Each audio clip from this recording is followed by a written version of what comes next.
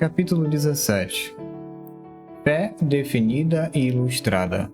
Leia Hebreus capítulo 11, versículos de 1 a 16. Aprendemos que o cristão verdadeiro é a pessoa que, tendo vindo a Cristo como o caminho para Deus, jamais o abandona, apesar de muitas quedas, falhas e até mesmo desvios.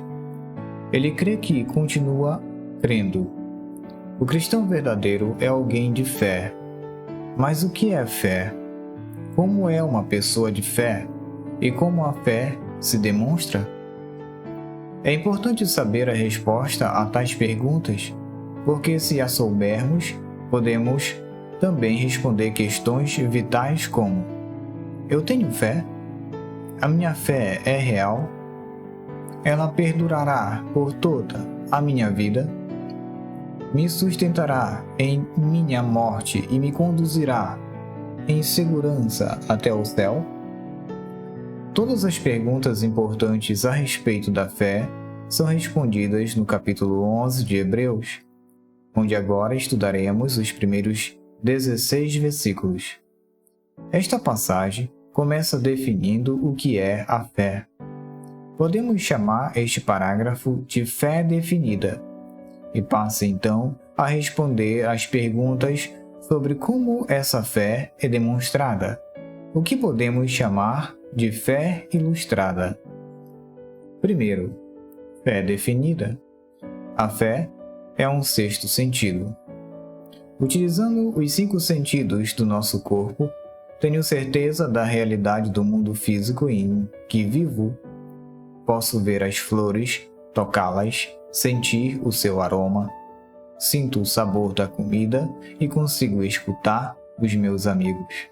Mas a fé não é um sentido do corpo. A fé é a certeza daquilo que não enxergamos. Isso deve estar claro. Não é certeza do desconhecido, mas do invisível. Essas coisas invisíveis estão em 2 categorias. Primeiramente, algumas coisas são invisíveis porque ainda não aconteceram e porque ainda não alcançamos. Por exemplo, a palavra de Deus promete a mim e a todo crente que no momento em que morrermos, gozaremos imediatamente e plenamente da companhia de Cristo. Promete-me um corpo ressurreto como o corpo glorioso de Cristo. Promete-me a absolução total no juízo final, um lar no céu e completo prazer em Deus por toda a eternidade.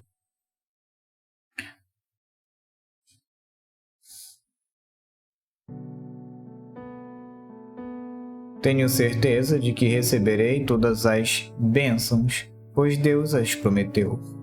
Ele nos deu sua palavra. A fé é a certeza daquilo que esperamos. Em segundo lugar, algumas coisas não são vistas porque não podem ser vistas. Isso é uma grande verdade suprema com relação a Deus, a quem não podemos ver, mas também é verdade quando a todo o mundo espiritual. Como todo crente, tenho certeza de que Deus existe e que Deus que existe é o Deus da Bíblia. Tenho certeza também da existência de anjos e de demônios. A minha confiança se baseia naquilo que Deus revelou em sua palavra, e tenho certeza da realidade de tais coisas. As levo em conta nos meus pensamentos, palavras e ações. A fé é a prova das coisas que não vemos. Existem, portanto, 2 aspectos da fé. Tenho certeza daquilo que não vejo de 2 maneiras. Contudo, em ambos os casos, tal certeza é construída sobre um fundamento único. Deus falou e eu creio naquilo que Ele diz. Tais coisas são realidades para mim. Não são menos reais, são mais reais. Nós, crentes, estamos confiantes quanto ao que esperamos e convencidos daquilo que não vemos. No capítulo 11, versículo 2, dentro de alguns momentos, eu os conduzirei uma turnê por alguns dos grandes personagens do Antigo Testamento. O que eles tinham em comum? O que lhes proporcionava o favor e o sorriso de Deus? A fé que acabo de definir. No capítulo 11, versículo 3, eles viviam no mesmo universo físico que nós. Todos os seus habitantes creem que ele existe, mas de onde este universo veio? Alguns acham que apenas aconteceu, enquanto outros pensam que sempre esteve aqui de alguma forma. Nós sabemos mais. Sabemos que tudo foi formado por Deus por meio de sua palavra criadora. O universo foi feito do nada por um ato de seu poder onipotente. Existe um Criador a quem todos devemos resposta. Disso temos certeza. Quanto a isso, não temos dúvidas. Mas por quê? Chegamos a tal certeza pela fé e não pela observação? Pois, claro, nenhum ser humano estava ali para ver isso acontecer. Portanto, fica claro o que é a fé. E podemos estar igualmente certos quanto a termos ou não tal fé. Porém, o apóstolo disse antes que somente os que vivem pela fé e morrem na fé, e que chegarão à recompensa celestial. Tais pessoas já existiram. Ele acabou de mencionar, de modo geral, que pessoas do passado viveram e morreram desfrutando do favor de Deus. Mas quem, especificamente, ele tinha em mente? Agora o apóstolo passa a nos dar uma lista dessas pessoas. Ele mostrará que elas tinham certeza das duas maneiras que mencionamos, levando em conta as realidades futuras e invisíveis em seu modo de viver. Ele ilustrará a fé mediante referência a diversos personagens do Antigo Testamento e, ao fazê-lo, mostrará como essa fé se comporta. Segundo, como a fé é demonstrada. Fé ilustrada. No capítulo 11, versículos 4 a 16, temos Abel. Versículo 4. O Deus invisível era realidade para Abel, que desejava aproximar-se dele. Pelas instruções obviamente dadas, mas que não estão relatadas no Antigo Testamento, Abel sabia que não podia se aproximar de Deus do jeito que estava. Tinha de se apresentar-se mediante sacrifício e redenção pelo sangue, tipificando, conforme já vimos, o sacrifício supremo que viria, Cristo. Ninguém antes havia se aproximado de Deus para adoração, e Abel não tinha, exceto a palavra de Deus para guiá-lo sobre como isso deveria ser feito. Agiu em pura obediência à palavra de Deus e foi aceito. Seu irmão Caim, porém, seguiu outro caminho, presumivelmente por achar que conhecia outro melhor. Ignorou as instruções de Deus, inventou a própria forma de adoração e viu recusada sua oferta. Abel é prova de que aqueles que se aproximam de Deus mediante a fé são aceitos, os demais rejeitados. Desse modo, ainda nos fala. Temos de prestar atenção. Temos de tomar como certa a palavra de Deus e agir em conformidade com o que ele nos diz. Enoque, no versículo 5 e 6, Enoque viveu numa época em que quase todos procuravam agradar a si mesmo. Para ele, o Deus eterno era realidade e estava determinado a agradá-lo. Andava e conversava com Deus até que um dia caminhou com ele até sua morada e nunca mais voltou. Chegou ao céu sem morrer e não deixou seu corpo para trás. Para Enoque, o reino invisível era a realidade suprema, e se ainda hoje desejarmos agradar a Deus, assim deve ser. Temos de ter certeza de sua existência e de que vale a pena andar com ele. Ter fé é ser convencido da realidade do invisível, baseado no que Deus revelou em sua palavra. Aquele que tem fé verdadeira só pode ter uma ambição: agradar a Deus. Não é possível que nada seja mais importante. É assim que a fé se comporta. Noé, no versículo 7. Vejamos agora Noé. Cresceu num mundo onde nunca tinha chovido. Então, como é que sabia que choveria? Sabia porque Deus lhe falou e creu que em Deus, apesar de não haver evidências palpáveis que pudesse fornecer provas, agindo com base nessa verdade invisível e agindo em temor, Noé gastou um século construindo a arca, pela qual ele e sua família acabariam sendo salvos. Que exemplo de alguém que creu e continuou crendo. As pessoas zombavam e escarneciam, dizendo que aquilo nunca aconteceria. Noé creu na palavra de Deus e agiu em conformidade com ela. No final, sua fé foi vivificada, e o mundo à sua volta foi desmascarado por aquilo que era, incrédulo e contra Deus. Mas Noé também mostrou aquilo que era, um homem que experimentou a aceitação e a aprovação de Deus pela fé. Abraão. Nos versículos 8 a 10, não existe maior exemplo de fé do que o de Abraão. Deixou sua terra rumo ao desconhecido, sem depender de nada exceto do falo de que Deus lhe falara e prometera uma herança. Para Abraão, o Deus invisível era tão real e sua palavra tão verdadeira que não hesitou em obedecer. Deixou aquilo que as outras pessoas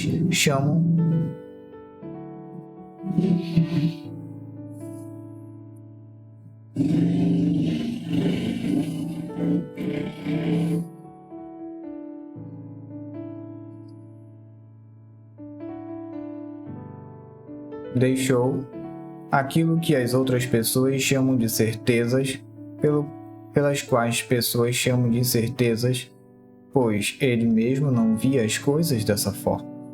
Abraão era homem de fé e, portanto, a palavra de Deus era para ele a mais segura do que qualquer outra coisa. Por isso que suportou viver como nômade em tendas todos aqueles anos. Deus lhe deu promessas, as repetiu para Isaque e depois a Jacó. Entrariam em uma herança muito melhor e mais duradoura do que a terra de Canaã podia oferecer. Eles tinham certeza de que entrariam na herança prometida, tinham apenas de fazer o que Deus lhe ordenara. Sara, versículos 11 e 12. Sara, mulher de Abraão, demonstrou a mesma fé. Tinha lá suas dúvidas, mas sua fé era verdadeira. Era idosa demais para ter um filho. Isso era claramente uma impossibilidade.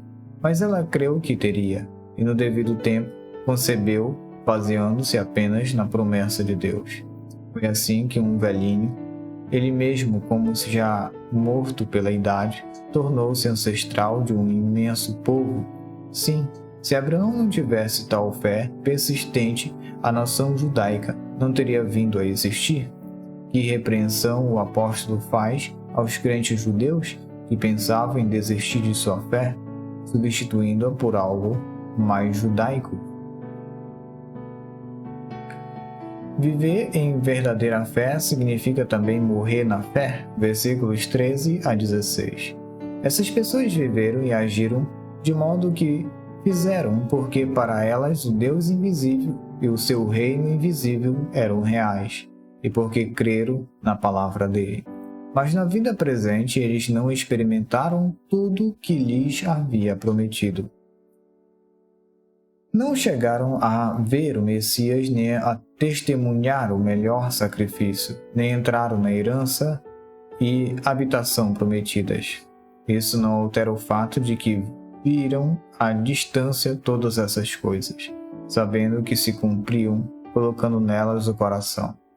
Não somente isso, mas disseram às pessoas ao seu redor que não pertenciam àquele lugar, pois viviam para as coisas que enchiam o seu coração.